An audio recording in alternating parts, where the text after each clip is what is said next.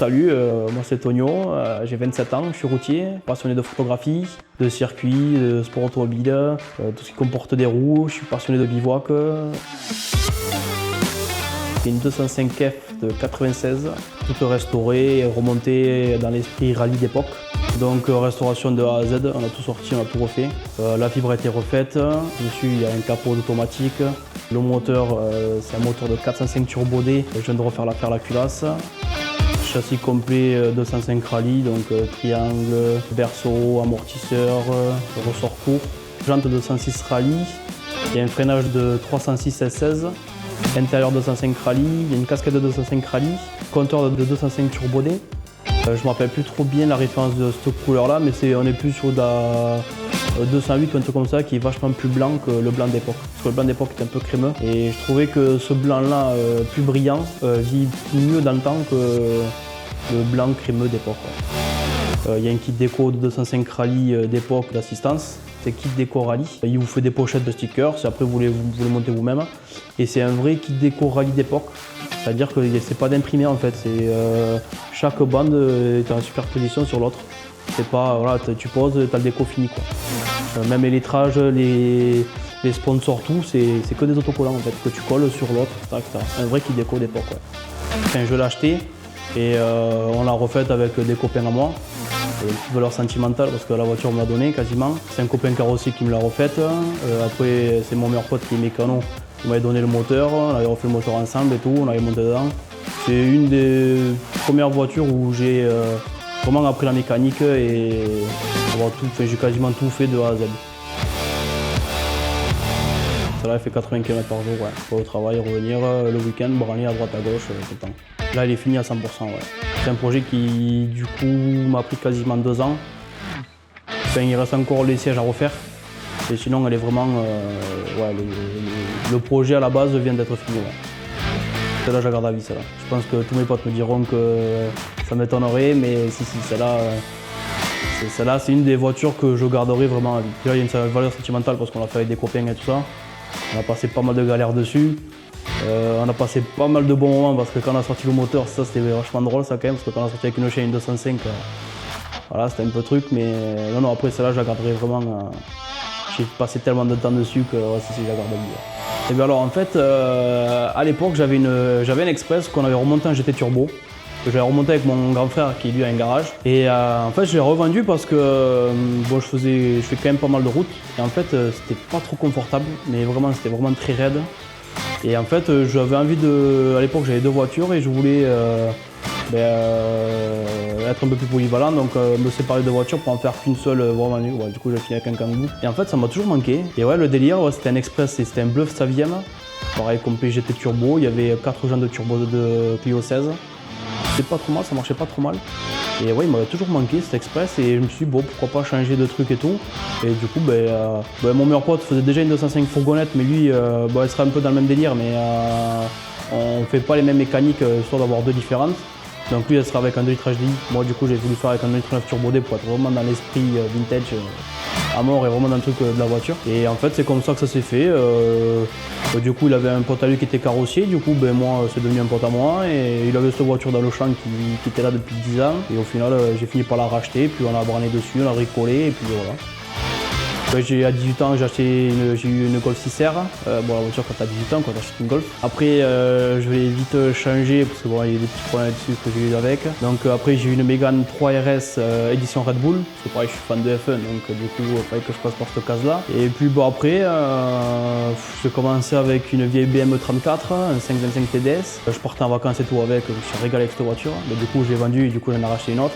Qu'est-ce que j'ai eu après? J'ai une Porsche 924 Atmo normale de 78, il me semble, c'est une des toutes premières sorties des chaînes.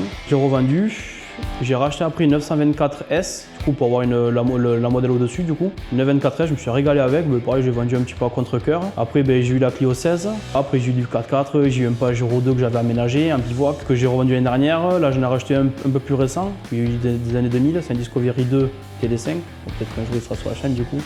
En fait, à la base, c'était vraiment le projet, c'était de faire la 205 aménagée. Donc avec une tente de toit, tout ça, parce que moi, bivouac, c'est tente de toit du coup.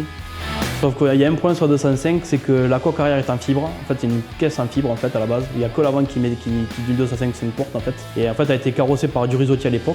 Donc tout, c'est à la base une 5 portes, une 205 5 portes, qui a été coupée en deux. Et toute la cellule arrière est en fibre. Le problème de la fibre, c'est qu'on est très limité en poids au-dessus de la voiture. Et donc en fait, bon, il y a des arceaux métalliques, mais bon, c'est un peu light un peu. Donc au final, j'ai abandonné ce projet-là et du coup, au même moment, j'avais un 4x4 pour tirer un porte-voiture, parce que du coup, j'ai toujours eu des porte-voitures. Et j'avais un 4x4 pour tirer ce porte-voiture, je me suis dit, bon, vas-y, pourquoi pas aménager le 4x4. Et au final, j'avais aménagé le Pajero, il était de 90, et c'était un Pajero 2, c'était le premier Pajero 2. Du coup, j'ai aménagé le 4x4 au final, et la 205, puis pareil, l'intérieur de la 205, c'est pas trop grand. Ça reste une 205 5 portes, alors au final, bon, elle était rallongée de 40 cm, mais bon, ça reste quand même assez petit. Ouais. Les projets, je les fais moi-même ou avec des copains ou tout comme ça. Je m'arrange toujours pour avoir un copain qui sait faire et tout comme ça. Mais je fais quasiment jamais faire par des garages ou des trucs comme ça. Je fais quasiment tout moi-même. Ouais. Ouais, des rêves, j'en ai plein. Après, c'est le compte en banque qui ne suit pas. Mais puis, ouais, après une 205 Rallye, ça a toujours été mon rêve. Une 206 Rallye, phase 1. Une GT Turbo, une Clio Williams. Bon, à défaut d'avoir la Williams, j'ai la 16S. Mais puis après, j'ai plein de voitures qui me tiennent en cœur. Ouais, bon, il y a des voitures un peu intouchables, hein. Il y a une Ferrari mondiale, j'ai toujours dit que je finirais avec une Ferrari mondiale. Bon après malheureusement, bon déjà la place il me manque un peu aussi, là je commence à avoir 4 voitures aussi, c'est un peu compliqué. Il faut les entretenir, ça coûte des ronds, il faut les restaurer, ça coûte des ronds aussi. Bon malgré qu'elles soient quand même pas trop mal bien avancées, là il me reste que des bricoles à faire, je fais par étapes, quand je finis une voiture je recommence l'autre, etc. Qualité, c'est une belle voiture, défaut tout. Ça reste une 205, donc l'arrière, franchement, quand tu vois comment c'est fait, c'est un peu compliqué. Là, sa maladie, c'est l'arrière. Tout est spécifique sur une fourgonnette à l'arrière, donc pour trouver des pièces, c'est un truc de barge. En fait, cette voiture, pendant on l'a bien refaite pendant une bonne année. 2 ans pour qu'elle soit vraiment comme ça, mais pendant une bonne année, elle était roulable. Par contre, pendant un an, on a plus passé du temps à chercher des pièces, à acheter des lots de chez Peugeot d'époque, des trucs comme ça. Après, bon, je connais un peu de monde, donc du coup, j'ai réussi à trouver des pièces de Sochaux, du coup, voilà. Mais au final, tu passes plus ton temps à chercher des pièces que de la restaurer. Parce que là, le pare-choc arrière, le tube centraux, c'est 4 pare-chocs. Coupé, ressoudé, refait, c'est un refaisable et ils ont une forme spécifique. Les 2 demi-pare-chocs à l'arrière, normalement, sont en plastique. Et là, on a réussi à les faire en fibre. Donc les 2 arrière sont en fibre, on a fait un moule, comme ça on est tranquille, on peut les casser demain. On va en avoir 45 millions. Les portes arrière, alors tout le monde te dit que c'est les mêmes portes de C15. Alors effectivement, quand tu les vois en face, c'est les portes de C15. Mais ils ont des petites subtilités, donc en haut, elles ne sont pas finies pareil, les F et les C15. Donc bon voilà, après ça fait le job, mais bon, c'est pas de porte d'origine. Hein. Et après la suite en fibre, donc pareil la fibre, ça a ses défauts, ça a ses qualités. Alors oui c'est léger, mais bon ça vieillit assez mal quand même, dès que tu mets un pet ça se voit direct. Là celle-là elle avait tapé un arbre, donc elle a été éventrée sur tout le côté, on avait tout refait. De l'extérieur ça se voit pas, mais depuis l'intérieur ça se voit que ça a été refait, donc forcément bon, moi qui regarde un peu les détails, ça me gêne un peu quoi. Mais bon après voilà, avec le temps, pour avoir bien des techniques pour tout cacher, tout ça. Le problème après c'est son trait avant. Les défauts de trait avant d'une 205 c'est bien connu. Bon là du coup on est passé sur un train triangulé, comme ça bon, on est tranquille pendant 2 années. Et, non après c'est quand même une bonne voiture. Bon tout le monde dit que ça tient pas la route, moi vu comment je roule, si ça tient bien la route quand même. Moi j'ai toujours été vintage surtout, sur les tables, la déco. Ouais, moi je suis.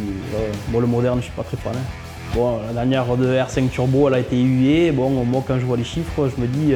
Je suis aussi passionné de course, donc je me dis que bon, quand je vois les chiffres, je me dis que ça pourrait être pas mal en fait. Et après, ouais, moi je suis pas fan. Après, voilà, les trucs, ça faut pour tout le monde. Hein. Je sais que je préfère quand il y a un peu d'odeur de gazole, d'essence. Voilà. Il y a des trucs, c'est un peu compliqué. Ouais. Je suis photographe spécialisé sport automobile, beaucoup de circuits, quasiment énormément de circuits. Je fais quelques rallyes de temps en temps.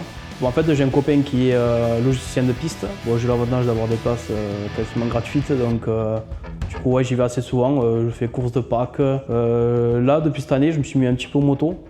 Donc, ouais, après, pas tous les événements parce que bon, après, il faut avoir le temps d'y aller, mais ouais, la moitié de leur calendrier. Ouais, Puis après, j'ai un projet avec. Bon, j'ai une Clio 16, j'ai aussi le projet d'aller sur piste avec parce que bon, ça me manque un peu quand même. Donc, ouais, elle sera aussi un jour sur la chaîne qu'elle sera finie avec le petit déco complète et tout. Ouais.